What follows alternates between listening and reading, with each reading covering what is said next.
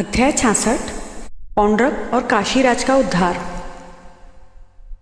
श्री सुखदेव जी कहते हैं, परीक्षित, जब भगवान बलराम जी नंद बाबा के ब्रज में गए हुए थे तब पीछे से करुष देश के अज्ञानी राजा पौंड्रक ने भगवान श्री कृष्ण के पास एक दूत भेजकर यह कहलाया कि भगवान वासुदेव मैं हूँ। मूर्ख लोग उसे बहकाया करते थे कि आप ही भगवान वासुदेव हैं और जगत की रक्षा के लिए पृथ्वी पर अवतीर्ण हुए हैं। इसका फल यह हुआ कि वह मूर्ख अपने को ही भगवान मान बैठा। जैसे बच्चे आपस में खेलते समय किसी बालक को ही राजा मान लेते हैं और वह राजा की तरह उनके साथ व्यवहार करने लगता है, वैसे ही मंदमती अज्ञानी पौंड्रक ने अचिंत्य गति भगवान श्री कृष्ण की लीला और रहस्य न जानकर द्वारका में उनके पास दूत भेज दिया। पौंड्रक का दूत द्वारका आया और राजसभा में बैठे हुए कमल नयन भगवान श्री कृष्ण को उसने अपने राजा का यह संदेश कह सुनाया। एकमात्र मैं ही वासुदेव हूँ, दूसरा कोई नहीं है। प्राणियों पर कृपा करने के लिए मैंने ही अवतार ग्रहण किया है। तुमने झूठ मूठ अपना नाम वासुदेव रख लिया है, अब उसे छोड़ दो। यदुवंशी, तुमने मूर्खतावश मेरे चिन्ह धारण कर रखे हैं, उन्हें छोड़कर मेरी शरण में आओ और यदि मेरी बातें तुम्हें स्वीकार न हो तो मुझसे युद्ध करो। श्री सुखदेव जी कहते हैं, परीक्षित, मंदमती पौंड्रक की यह बहक सुनकर उग्रसेन आदि सभासद जोर जोर से हंसने लगे। उन लोगों की हंसी समाप्त होने के बाद भगवान श्री कृष्ण ने दूत से कहा, तुम जाकर अपने राजा से कह देना कि रे मूढ़, मैं अपने चक्र आदि चिन्ह यूं ही नहीं छोड़ूंगा। इन्हें मैं तुझ पर छोड़ूंगा और केवल तुझ पर ही नहीं, तेरे उन सब साथियों पर भी जिनके बहकाने से तू इस प्रकार बहक रहा है। उस समय मूर्ख, तू अपना मुंह छिपाकर, औंधे मुंह गिरकर, चील, गीध, बटेर आदि मांस भोजी पक्षियों से घिरकर सो जाएगा और तू मेरा शरणदाता नहीं, उन कुत्तों की शरण होगा जो तेरा मांस चीत चीत कर खा जाएंगे। परीक्षित, भगवान का यह तिरस्कारपूर्ण संवाद लेकर पौंड्रक का दूत अपने स्वामी के पास गया और उसे कह सुनाया। इधर भगवान श्री कृष्ण ने भी रथ पर सवार होकर काशी पर चढ़ाई कर दी, क्योंकि वह करुष का राजा उन दिनों वहीं अपने मित्र काशीराज के पास रहता था। भगवान श्री कृष्ण के आक्रमण का समाचार पाकर महारथी पौंड्रक भी 2 अक्षौहिणी सेना के साथ शीघ्र ही नगर से बाहर निकल आया। काशी का राजा पौंड्रक का मित्र था, अतः वह भी उसकी सहायता करने के लिए 3 अक्षौहिणी सेना के साथ उसके पीछे पीछे आया। परीक्षित, अब भगवान श्री कृष्ण ने पौंड्रक को देखा। पौंड्रक ने भी शंख, चक्र, तलवार, गदा, शार्ंग धनुष और श्रीवत्स का चिन्ह आदि धारण कर रखे थे।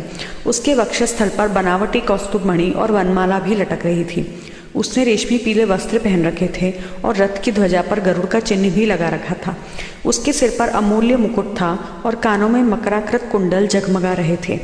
उसका यह सारा का सारा वेश बनावटी था, मानो कोई अभिनेता रंगमंच पर अभिनय करने के लिए आया हो।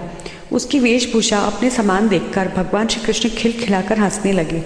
अब शत्रुओं ने भगवान श्री कृष्ण पर त्रिशूल, गदा, मुद्गर, शक्ति, रिष्टि, प्रास, तोमर, तलवार, पट्टिश और बाण आदि अस्त्र शस्त्रों से प्रहार किया। प्रलय के समान जिस प्रकार आग सभी प्रकार के प्राणियों को जला देती है, वैसे ही भगवान श्री कृष्ण ने भी गदा, तलवार, चक्र और बाण आदि शस्त्रास्त्रों से पौंड्रक तथा काशीराज के हाथी, रथ, घोड़े और पैदल की चतुरंगिणी सेना को तहस नहस कर दिया। वह रणभूमि भगवान के चक्र से खंड खंड हुए रथ, घोड़े, हाथी, मनुष्य, गधे और ऊंटों से पट गई। उस समय ऐसा मालूम हो रहा था मानो वह भूतनाथ शंकर की भयंकर क्रीड़ा स्थली हो। उसे देख देख कर शूरवीरों का उत्साह और भी बढ़ रहा था। अब भगवान श्री कृष्ण ने पौंड्रक से कहा, रे पौंड्रक, तूने दूत के द्वारा कहलाया था कि मेरे चिन्ह, अस्त्र शस्त्र आदि छोड़ दो, सो अब मैं उन्हें तुझ पर ही छोड़ रहा हूँ। तूने झूठ मूठ मेरा नाम रख लिया है, अतः मूर्ख, अब मैं तुझसे उन नामों को भी छुड़ा कर रहूँगा। रही तेरे शरण में आने की बात, सो यदि मैं तुझसे युद्ध न कर सकूँगा तो तेरी शरण ग्रहण करूँगा। भगवान श्री कृष्ण ने इस प्रकार पौंड्रक का तिरस्कार करके अपने तीखे बाणों से उसके रथ को तोड़ फोड़ डाला और चक्र से उसका सिर वैसे ही उतार दिया जैसे इंद्र ने अपने वज्र से पहाड़ की चोटियों को उड़ा दिया था। इसी प्रकार भगवान ने अपने बाणों से काशी नरेश का सिर भी धड़ से ऊपर उड़ाकर काशीपुरी में गिरा दिया, जैसे वायु कमल का पुष्प गिरा देती है।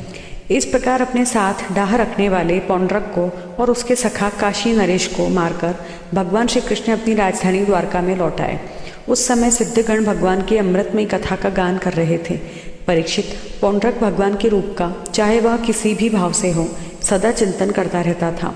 इससे उसके सारे बंधन कट गए। वह भगवान का बनावटी वेश धारण किए रहता था। इससे बार बार उसी का स्मरण होने के कारण वह भगवान के सारूप्य को ही प्राप्त हुआ।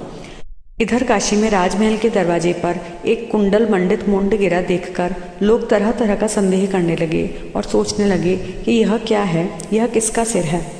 जब यह मालूम हुआ कि वह तो काशी नरेश का ही सिर है, तब रानियां, राजकुमार, राज परिवार के लोग तथा नागरिक रो रो कर विलाप करने लगे। हा नाथ, हा राजन, हाय हाय, हमारा तो सर्वनाश हो गया। काशी नरेश का पुत्र था सुदक्षिण।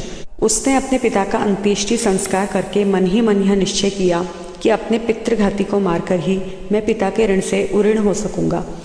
निदान वह अपने कुल पुरोहित और आचार्यों के साथ अत्यंत एकाग्रता से भगवान शंकर की आराधना करने लगा। काशी नगरी में उसकी आराधना से प्रसन्न होकर भगवान शंकर ने वर देने को कहा। सुदक्षिण ने यह अभीष्ट वर मांगा कि मुझे मेरे पितृघाती के वध का उपाय बतलाइए। भगवान शंकर ने कहा, तुम ब्राह्मणों के साथ मिलकर यज्ञ के देवता ऋत्विक भूत दक्षिणाग्नि की अभिचार विधि से आराधना करो। इससे वह अग्नि प्रमथ गणों के साथ प्रकट होकर यदि ब्राह्मणों के अभक्त पर प्रयोग करोगे तो वह तुम्हारा संकल्प सिद्ध करेगा। भगवान शंकर की ऐसी आज्ञा प्राप्त करके सुदक्षिण ने अनुष्ठान के उपयुक्त नियम ग्रहण किए और वह भगवान श्री कृष्ण के लिए अभिचार करने लगा। अभिचार पूर्ण होते ही यज्ञ कुंड से अति भीषण अग्नि मूर्तिमान होकर प्रकट हुआ। उसके केश और दाढ़ी मूछ तपे हुए तांबे के समान लाल लाल थे। आंखों से अंगारे बरस रहे थे। उग्र दाढ़ों और टेढ़ी भ्रुकुटियों के कारण उसके मुख से क्रूरता टपक रही थी। वह अपनी जीभ से मुंह के दोनों कोने चाट रहा था। शरीर नंग धड़ंग था। हाथ में त्रिशूल लिए हुए था, जिसे वह बार बार घुमाता जाता था और उसमें से अग्नि की लपटें निकल रही थी। ताड़ के पेड़ के समान बड़ी बड़ी टांगें थीं। वह अपने वेग से धरती को कपाता हुआ और ज्वालाओं से 10 दिशाओं को दग्ध करता हुआ द्वारका की ओर दौड़ा और बात की बात में द्वारका के पास जा पहुंचा। उसके साथ बहुत से भूत भी थे। उस अभिचार की आग को बिल्कुल पास आई हुई देख द्वारकावासी वैसे ही डर गए जैसे जंगल में आग लगने पर हरिण डर जाते हैं। वे लोग भयभीत होकर भगवान के पास दौड़े हुए आए। भगवान उस समय सभा में 64 खेल रहे थे। उन लोगों ने भगवान से प्रार्थना की, तीनों लोगों के एकमात्र स्वामी, द्वारका नगरी इस आग से भस्म होना चाहती है। आप हमारी रक्षा कीजिए। आपके सिवा इसकी रक्षा और कोई नहीं कर सकता। शरणागत वत्सल भगवान ने देखा कि हमारे स्वजन भयभीत हो गए हैं और पुकार पुकार कर विकलता भरे स्वर से हमारी प्रार्थना कर रहे हैं। तब उन्होंने हंसकर कहा, डरो मत, मैं तुम लोगों की रक्षा करूंगा। परीक्षित, भगवान सबके बाहर भीतर की जानने वाले हैं। वे जान गए कि यह काशी से चली हुई माहेश्वरी कृत्या है। उन्होंने उसके प्रतिकार के लिए अपने पास ही विराजमान चक्र सुदर्शन को आज्ञा दी। भगवान मुकुंद का प्यारा अस्त्र सुदर्शन चक्र कोटि कोटि सूर्यों के समान तेजस्वी और प्रलयकालीन अग्नि के समान जाज्वल्यमान है।